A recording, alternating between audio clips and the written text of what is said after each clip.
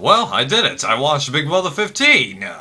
And man, was it hard to get through, because not only was there so much annoying stuff going on in there, the twists that were done were just stupid. Contestants' behavior was so darn annoying.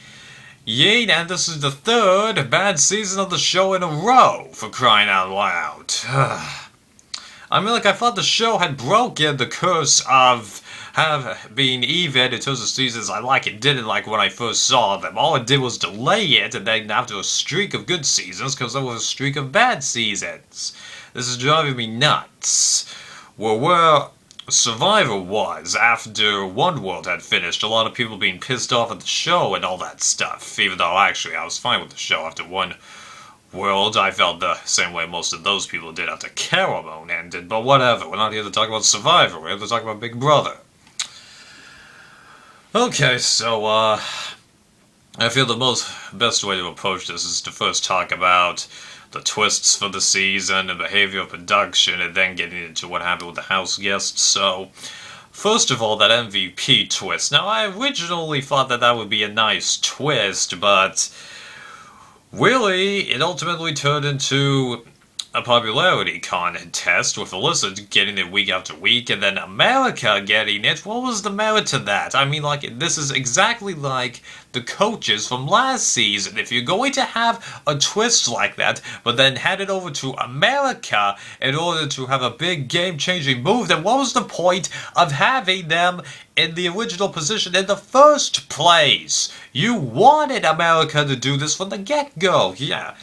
Biggest Big Brother ever, my behind. This is just the most controversial one since season 1, and even then you don't really do a good job of fully acknowledging that in the edit, because the edit made it seem like for the most part it was just Red issuing racist remarks, and then Amanda bullying everybody around the house, and then a couple of bad moments from Alyssa and a couple of other people, but turns out pretty much everybody was involved in this. People getting fired from their jobs, being discredited everywhere.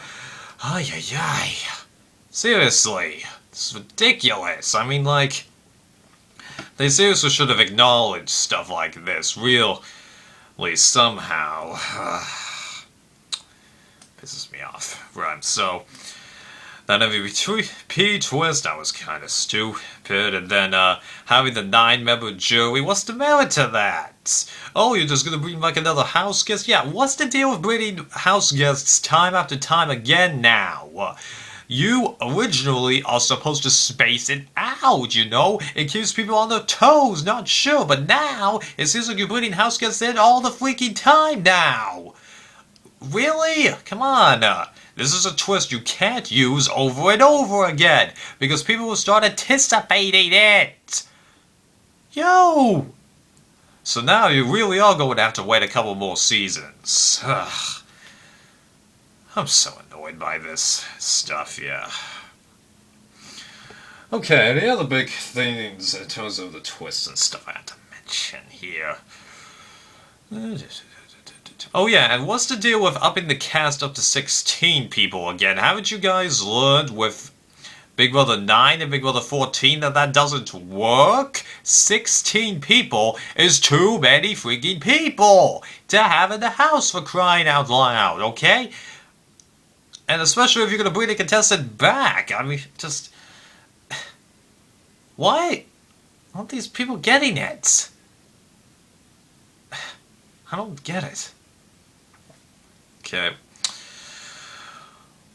Well, now that that's out of the way, time to actually dive into the contestants proper. Now, I have to admit, you know, I was bothered when they first started showing Aaron making all the comments and stuff like that, but the way that they edited the show, it made us really believe that honestly, really, Aaron was the only bad girl in there, and that we actually should support, like, Amanda, Alyssa, and all these other people standing up to them, harassing them, and stuff like that, even though actually half of those people that were standing up to Aaron and the mean girls, more on that term later, even though they were standing up to them, they were actually laughing along with them, as I learned based on other sources, so...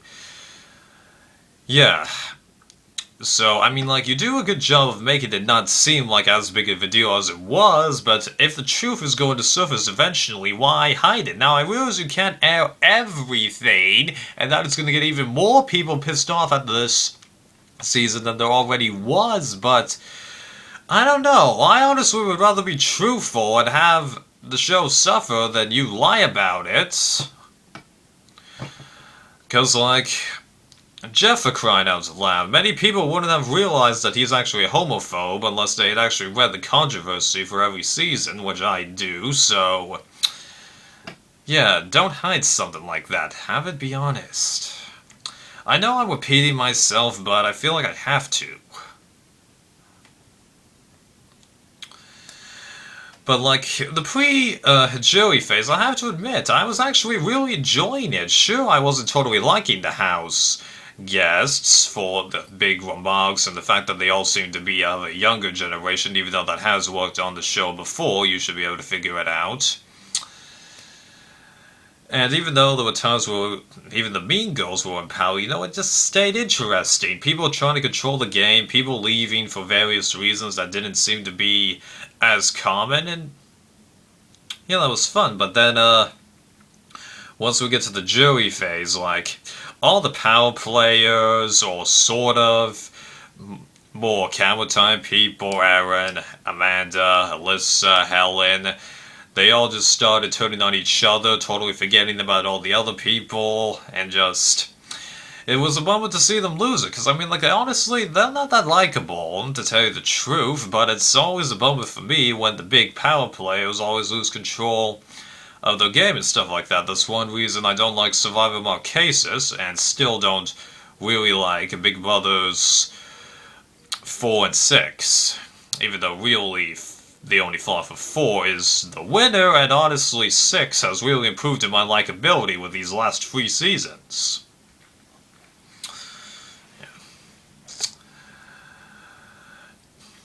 And I mean, like, it was interesting to see how they were going and not totally realizing that they were losing control of the game, but in hindsight, they all totally should have,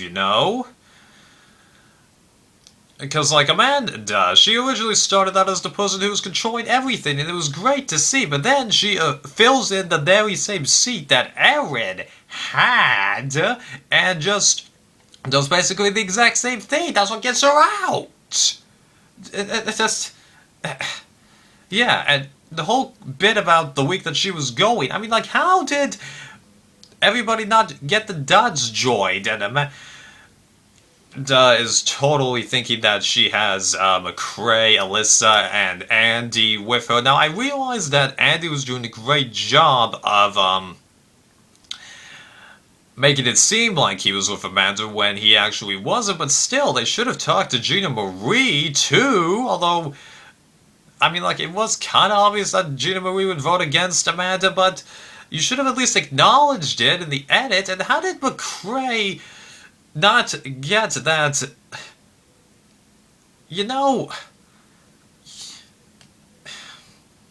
just don't get it. With this cast, yeah. So since I talked about basically the exterminators wiping everybody out, how do I feel about them? Well... I do kind of not really like it when the less strategic making people get rid of the power players, and yeah, it's given how smoothly they did it, that was interesting, but, because they were all arguing with each other so much, it just wasn't really that interesting. I've never been more sure of a minority alliance wiping out the big people. Really, I haven't. So now let's tie back to the Mean Girls, both the original Mean Girls and then all the power player girls ran through Alyssa, and then throw in McCrae as another power player, even though of course he's not a girl, although he looks like it. Yeah. So like when that first started, I was totally against the original Mean Girls, Aaron, Gina Marie, and what's her face? Caitlyn, but I gotta admit, towards the point where they left the And I began to feel a tad bit more sorry for Aaron and Gina Marie. Why? I really don't know, because they made bad comments, but just, I don't know. They seem to have kind of realized it, and while I think Aaron does want to apologize, still, the damage is really too much done. The only way I think all of us are going to be able to forgive you is just if time elapses and you just become a totally different person, kind of like how Evil Dick's relationship is with Danielle. Right now they're not talking to each other again at all, and it looks like this time the only way it's going to be fixed is like if enough time passes, say like 10 years, and they reunite, something like that. It's the same case with Aaron, to truly forgive all the comments, though I do have some hope for her, unlike the other thing I just mentioned.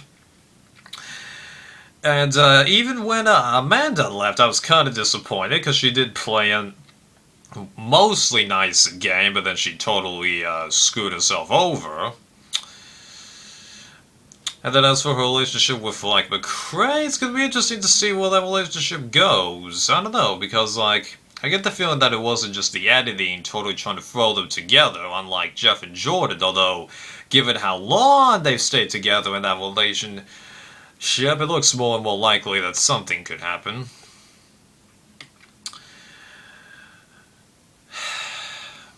And then, for Gina Marie, well, since I didn't really touch upon her, towards the end, once the exterminators were in complete power, I did want her to get to the end, because I felt like she deserved it a little bit more than a Spencer did. Why? I don't really know, he just felt like the person that did the least. Judd actually ended up getting more camera time due to Amanda believing that he was the MVP, but really it was the public, and then getting evicted twice, and actually good job, Judd. You finally managed to break the curse of every house guest coming back being nominated every chance they could have been, and also you weren't evicted the first week you were brought back, even though you were actually evicted the first chance that there was, so it's not completely broken, but it's broken enough that there is some hope that you can bring the house guests back and they won't be a target for a while at least.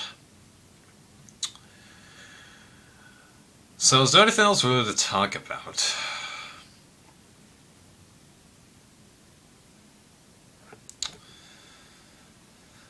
Not really. So, like, the final two, it did seem more of a given that Andy was going to take it just because more people were thinking about him, trying to vie for his vote. So, him winning, yeah, that doesn't totally surprise me.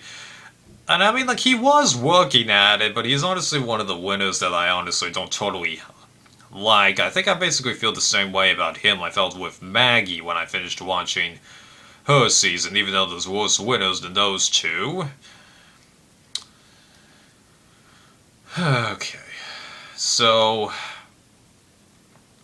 think that about sums it up. So, ultimately, this season is hella bad, let me tell you. I don't think it's as bad as a couple of people seem to indicate. They kept telling me that it's worse than Season 9. Personally, I don't think it's worse than Season 9, but man, is it way low on the tier.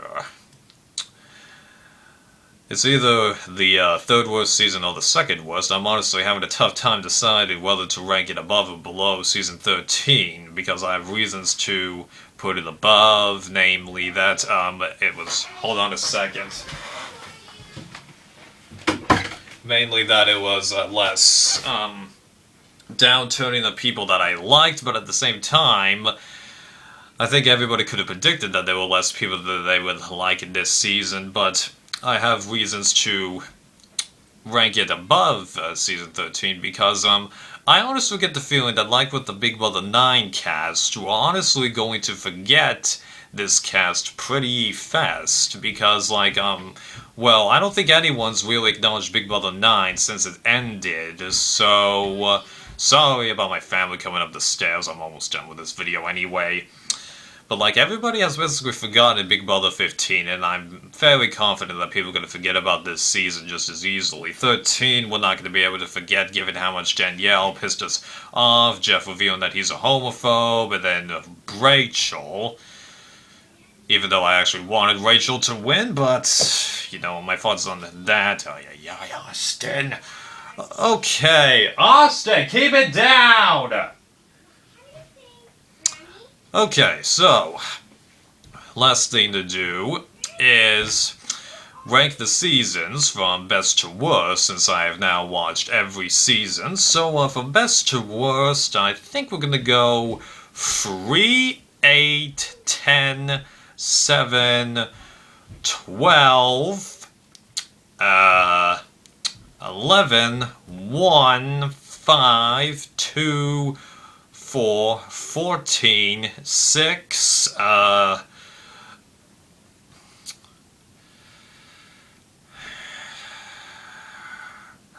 13, 15, 9. I might switch 13 in this season, but there you go.